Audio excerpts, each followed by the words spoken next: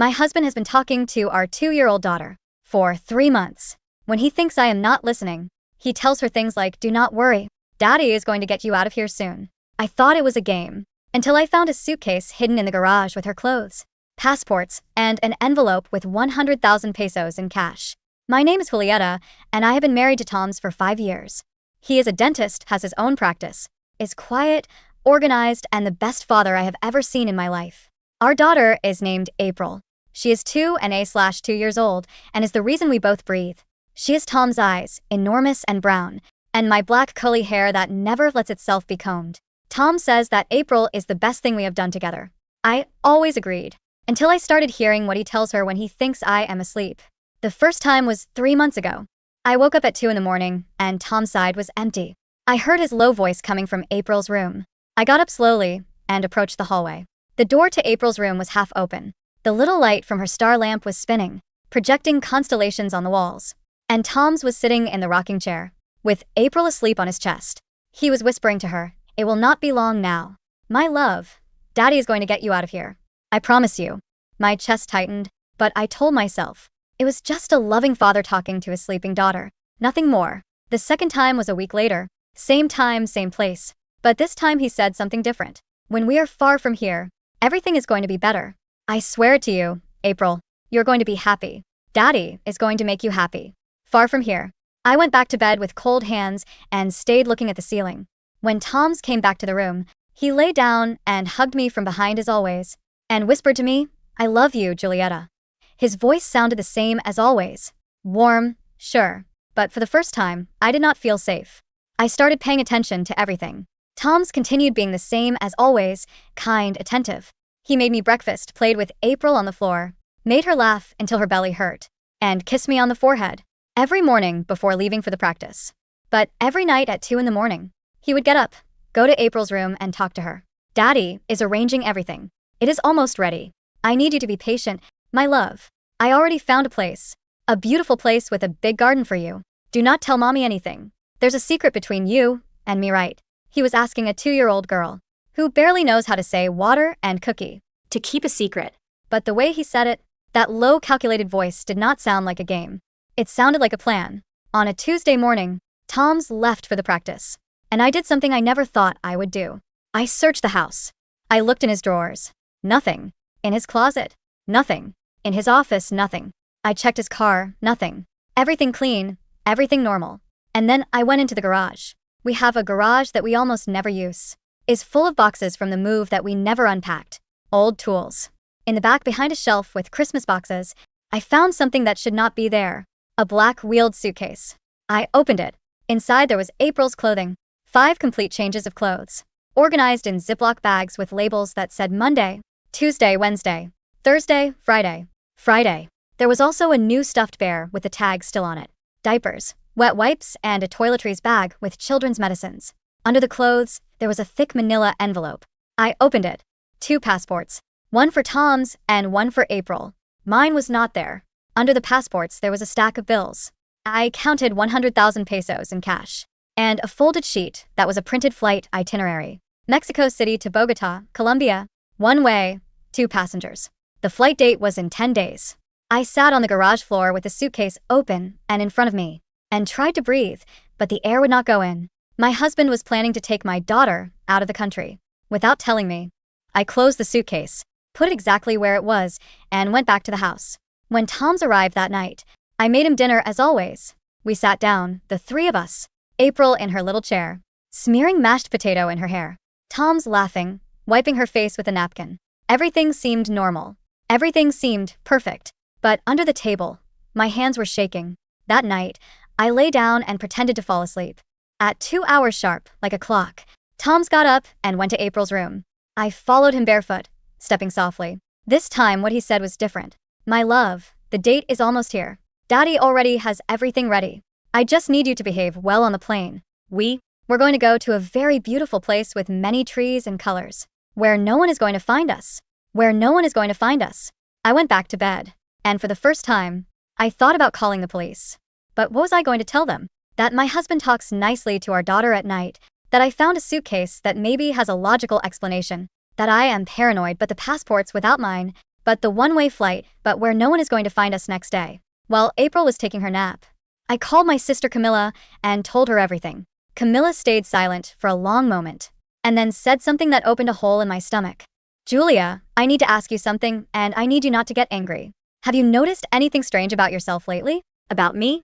No. Why? Because Julia, the last time I saw you, you told me that Tom's had changed your sleeping pills. Because the previous ones gave you an allergy. Do you remember? And the pills you take now, who gives them to you? Thomas puts them on my nightstand with a glass of water every night. Camilla stayed quiet. Julietta, she said very slowly, the pills you took before were prescribed by your doctor. The ones now, who prescribed them? I did not know what to answer because I never asked. Thomas is a dentist, not a doctor. But I trusted that he knew what he was doing. Camilla heard her voice trembling. You sleep very deeply since a few months ago. Julietta, the last time I slept at your house, you did not move all night. And I dropped a glass in the kitchen and nothing. Not the movement. I froze. Julietta, she said, the pills that Thomas is giving you, what if they are not to help you sleep better? What if they are to make sure you do not wake up when he gets up at 2 in the morning? The phone almost fell from my hand. Julietta, do not take tonight's pill. Hide it. Pretend to be asleep. And when he gets up, take the pill to a pharmacy and have them tell you what it is. That night, Tom's put the pill on my nightstand. As always, with a glass of water and a kiss on my forehead. Rest, my love. I put it in my mouth, and when I went to the bathroom, I put it out in my hand and kept it under the pillow. I lay down and closed my eyes. At 2 in the morning, I heard him get up. But this time he did not go directly to April's room. First, he came to my side of the bed. He stood there looking at me for a full minute. I could feel his eyes on me in the darkness. It took everything I had not to move, not to speak, not to open my eyes. Finally, he left. I heard him walk to April's room and start talking. But this time, there was something different in his voice. It was not soft. It was not affectionate. It was urgent. April, my love, listen to me. Change of plans. We are leaving tomorrow. Not in 10 days tomorrow. Daddy feels that your mommy suspects something. My blood froze. I heard him open a drawer and take something out. And then he said the last thing I expected to hear. When mommy wakes up, we are not going to be here anymore. It is going to be better this way. Because what daddy discovered about mommy April is something she never wanted anyone to know. And if we stay, neither of us is going to be safe. I covered my mouth to keep from screaming. Because now I did not know if Tom's was stealing my daughter from me. Or if he was protecting her from me. I opened my eyes in the darkness, and for the first time, I asked myself something that terrified me more than everything before. What was it that Tom's discovered about me that I do not remember? I did not breathe. I lay there in the suffocating darkness of our bedroom, the fabric of the pillowcase damp with my own cold sweat. The silence that followed Tomas's words was heavier than anything I had ever felt. What Daddy discovered about Mommy is something she never wanted anyone to know. I heard the soft click of the drawer closing in April's room. Then, the rhythmic, muffled padding of his socks against the hardwood floor. He was coming back. Panic, raw and metallic, flooded my throat. I squeezed my eyes shut, relaxing my facial muscles, forcing my breathing into the slow, steady cadence of a deeply sedated woman. The mattress dipped as Tomas climbed in. He smelled of peppermint toothpaste and the faint, sterile scent of latex gloves that always lingered on his skin. He leaned over me. I could feel the heat radiating from his chest. He stayed there, hovering, for an eternity. He was listening to my breath, checking the depth of my chemically induced coma. I kept my chest rising and falling in a slow, rhythmic lie. Finally, he exhaled, rolled over, and turned his back to me. Within 20 minutes, his breathing deepened into the steady snore of sleep. I waited another 10. Then I opened my eyes. The digital clock on the nightstand bled red into the dark. 2:43 a.m. He said they were leaving tomorrow, which meant today. When the sun came up, my daughter would be gone forever. I slipped out of bed. My bare feet touched the icy floor.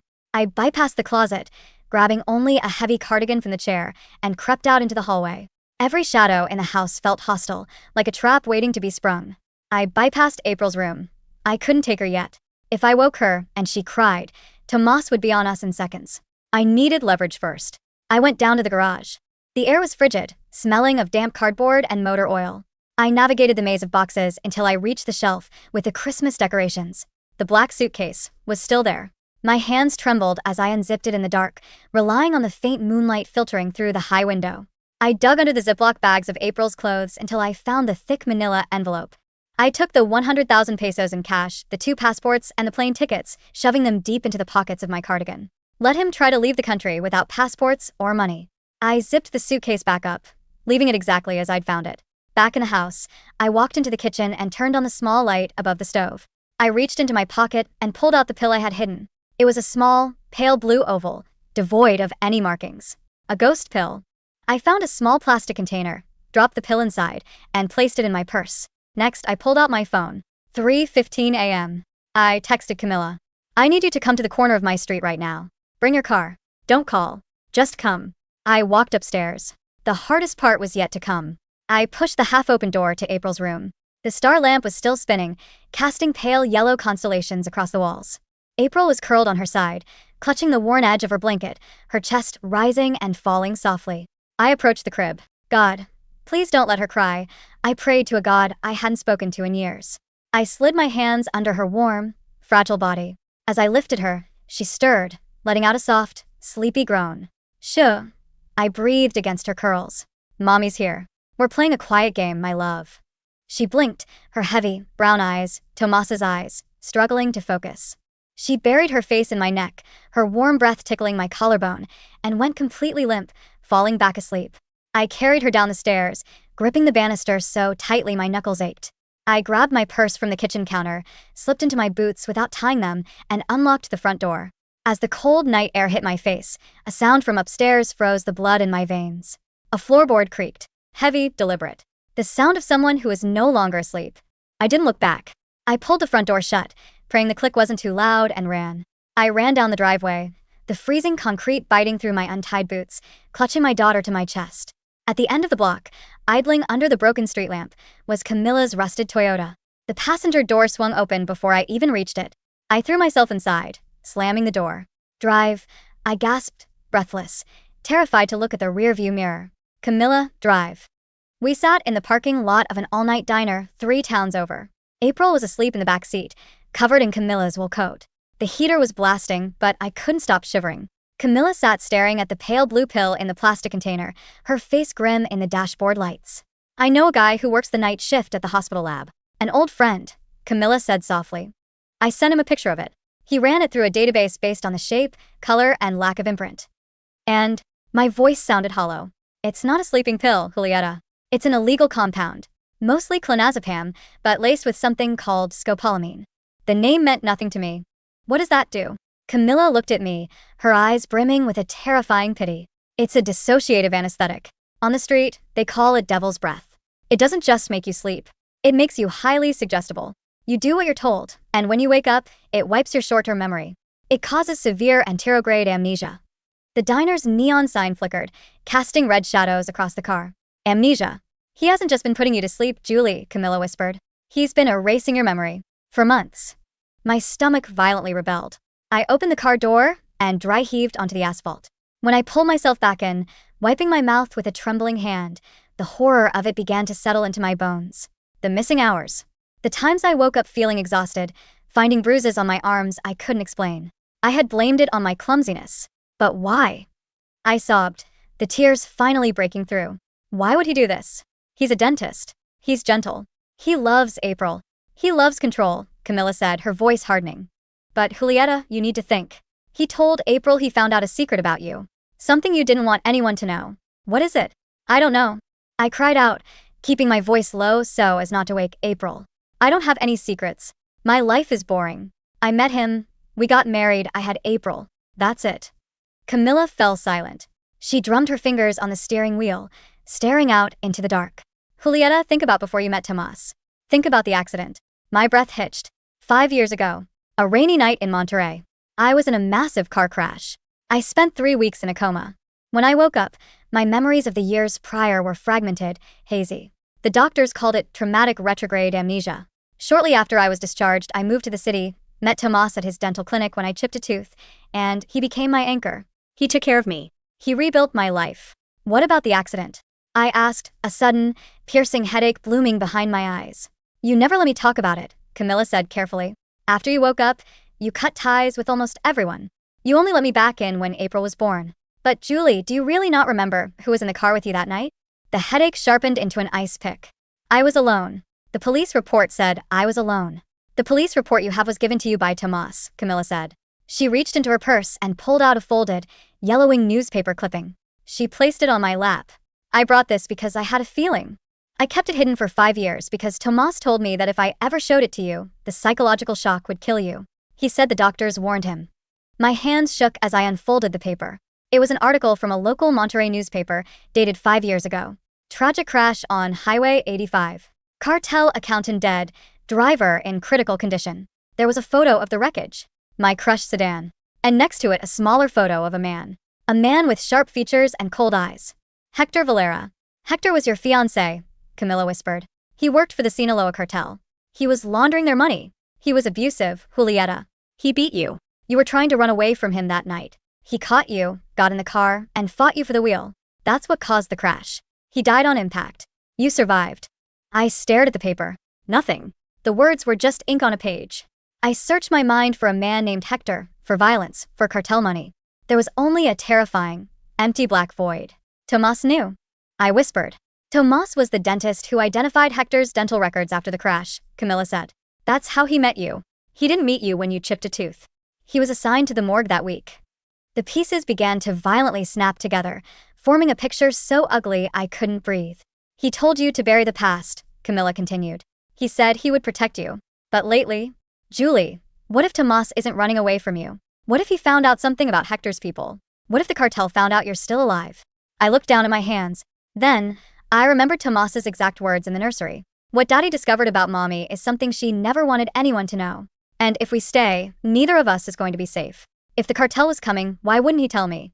Why drug me? Why steal my daughter and leave me behind to be slaughtered? No, I said, my voice suddenly deadly calm. If Hector's people were coming, Tomas wouldn't need to wipe my memory. He wouldn't need to sneak out. He's a coward, Camilla. He's running. I reached into the pocket of my cardigan and pulled out the manila envelope I had stolen from the garage. I dumped its contents onto the dashboard. The passports, the thick stacks of pesos. Look at the money, I told her. Camilla picked up a stack. She frowned. It's thick. These bands are bank bands. Tomas doesn't make this kind of cash at his small practice. He's meticulously organized. Everything goes through his accounts. This is dirty money. I grabbed Tomas's passport and flipped it open. It wasn't his face. Or rather, it was his face, but the name next to it was David Arango. Born in Bogota, Colombia. A cold clarity washed over me. The devil's breath. The erased memories. The fake passports. He didn't find a secret about me. I whispered, the realization hitting me like a physical blow. He found out that I knew his secret. And he's been erasing my memory to keep me quiet while he prepared to run. 7 a.m. The sun was bleeding into the sky, casting a pale, gray light over the city. Camilla stayed at the diner with April, locking the car doors, parked in the blind spot behind the dumpsters. I took an Uber back to my house. I had no plan. Only a burning, blinding rage that had entirely replaced my fear. Tomas had manipulated my brain. He had stolen my autonomy, poisoned my body, and tried to steal my flesh and blood. He had used the trauma of my past as a smokescreen to gaslight my sister. The house was completely silent when I unlocked the front door. I walked in. The living room was neat, organized. Just like Tomas. Julieta. The voice came from the dining room. I froze, then turned slowly. Tomas was sitting at the head of the dining table. He was fully dressed in a crisp, dark suit. A half-empty cup of coffee was steaming in front of him. His hands were folded neatly on the oak wood. He didn't look angry. He looked profoundly disappointed. Where is she? He asked. His voice was that same calm, measured tone he used when he was extracting a tooth. She's safe, I said. I stood by the door, calculating the distance to the kitchen knife block. Tomas sighed, taking a sip of his coffee. I woke up at 4. The suitcase in the garage had been tampered with. My passport, and the funds are gone. I assume they are on your person, or you've hidden them. You're not David Arango, I said, my voice steady. And you're not a dentist. Who are you, Tomas? He smiled. A small, sad smile. I am a dentist, my love. I went to school for it. I am very good at it. But fixing cavities does not pay for this house, or April's future. He stood up slowly. Hector didn't just launder money, Julieta. He skimmed it. Millions of pesos. When his car crashed, the cartel tore Monterrey apart looking for the ledger. He walked toward me, his steps measured. I held my ground. I was the one who found it, Tomas said smoothly, hidden in the lining of his jacket when they brought him into the morgue. I took the ledger. I transferred the funds. And then I saw you in the hospital. Beautiful, broken amnesiac. The perfect alibi. Who would suspect the grieving, memory-wiped fiancé, and her new, upstanding dentist husband. My stomach plummeted. You didn't save me. You used me as a shield. I gave you a beautiful life. Tomas's voice flared with sudden, violent intensity, shattering his calm veneer. I gave you a home. I gave you a child. But you couldn't leave well enough alone, could you? I didn't do anything. I didn't even know. You found the laptop, Julieta, he snarled, closing the distance between us. 3 months ago. I came home and found you in my office. You had guessed my password. You saw the offshore accounts. You saw the transfers to Colombia. You looked at me, crying, and said you were going to the police. I stared at him, desperately trying to access a memory that had been chemically burned from my brain. Nothing. There was only a void. I couldn't let you do that, he whispered, his face inches from mine. I loved April too much to go to prison. So I put a little something in your tea. You forgot the afternoon. Then I started putting it in your evening pills. It was perfect. You were docile. You were happy again. But the dosage, it's tricky. It degrades the mind over time. You started sleepwalking. You started asking questions again. I knew I had to leave. And you were going to take April and leave me here for the cartel to find. I spat, tears of pure hatred stinging my eyes. They've tracked the money. They're coming, aren't they? Tomas checked his silver wristwatch. They will be here in approximately 40 minutes. They found the IP address of my last transfer. I was going to be on a plane by noon. He looked at me, his brown eyes, April's eyes, completely devoid of humanity. Give me the passport, Julieta. Tell me where April is. I will take her, and she will live like a princess in Bogota. You stay here. You take the fall. It's the only way she survives. You're insane, I breathed. I'll die before I let you touch her. Tomas sighed. From his jacket pocket, he pulled out a small, black, semi-automatic pistol. He aimed it directly at my stomach. I didn't want to do this, Julie. But you are a broken vessel. You're living on borrowed time, anyway. The cartel will torture you for days to find the money. I am offering you a quick exit. Tell me where my daughter is. Fear is a strange thing. When you are terrified of losing your life, you paralyze. But when you are terrified of losing your child, a different mechanism takes over. A primal, cold-blooded violence awakens in your DNA. I looked at the gun. Then I looked at the man I had slept next to for 5 years. She's in the car, I said, my voice trembling, faking a submission I didn't feel. She's outside. Down the street. Tomas's shoulders relaxed slightly. Good. Walk to the door. Slowly. I turned, keeping my hands visible. I took a step toward the entryway. But as I passed the heavy oak credenza by the door, my eye caught the heavy, bronze statue of a horse Tomas had bought in Guadalajara. He was 2 steps behind me. Close. Too close. I didn't think. I pivoted on my heel, grabbing the bronze statue with both hands, and swung it with every ounce of strength in my body. Crack. The heavy metal connected squarely with the side of Tomas's skull. The sound was sickening, like a dry branch snapping underfoot. He didn't scream. His eyes rolled back, the gun slipping from his fingers, and he collapsed onto the hardwood floor like a puppet with its strings cut. Blood began to pool immediately, a dark, glossy crimson against the polished wood. I stood over him, dropping the statue. My chest heaved. I kicked the gun away, then knelt beside him. He was breathing but barely, a shallow, rattling sound. I could have called the police. I could have called an ambulance. But the police would ask questions. The police would find the offshore accounts, the fake passports. They would investigate me. And what if they found out who I used to be? What if Hector's past became mine again? I would go to prison, or worse, the cartel would finish the job through corrupted guards. April would go into the system. They will be here in approximately 40 minutes. I looked at the clock. 7:15 a.m. I moved fast. I grabbed the gun from the floor and wiped my fingerprints off it with the sleeve of my cardigan. I pressed it into Tomas's limp right hand, curling his fingers around the grip.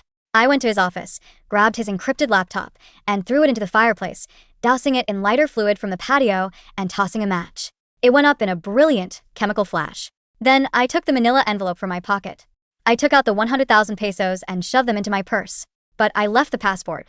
I took David Arango's passport and placed it squarely on Tomas's chest. Let the cartel find the man who stole from them. Let them see he was trying to run. I walked out of the house. I didn't look back at the life I had built, the rugs I had vacuumed, the walls I had painted. It was all a graveyard now. I ran down the street to where Camilla was waiting. I threw myself into the passenger seat. Drive to the airport, I commanded. Camilla looked at my face, pale and spattered with a single drop of Tomas's blood on my cheek. She didn't ask questions. She threw the car into drive and sped away. In the back seat, April woke up. She stretched her little arms, blinking her enormous brown eyes. Mommy, she babbled softly. Daddy. I reached back, taking her tiny, warm hand in mine. Daddy had to go away, my love, I whispered, my voice breaking but fiercely steady. But Mommy is here. Mommy is going to get you out of here. I promise. We took a flight to Buenos Aires that afternoon, using my real passport and April's. We left Mexico behind. We left the shadows, the erased memories, and the cartel. It has been 3 years now. We live in a small house near the coast in Argentina. I run a bakery. April is 5. She has my curly hair that never lets itself be combed, and she laughs until her belly hurts. Sometimes, when I tuck her into bed, I turn on a little star lamp we bought at a local market. It projects constellations on the walls. I watch the stars spin, and I think about the man I left bleeding on the floor. I check the news from Monterrey occasionally, but there was never an obituary for a dentist named Tomas.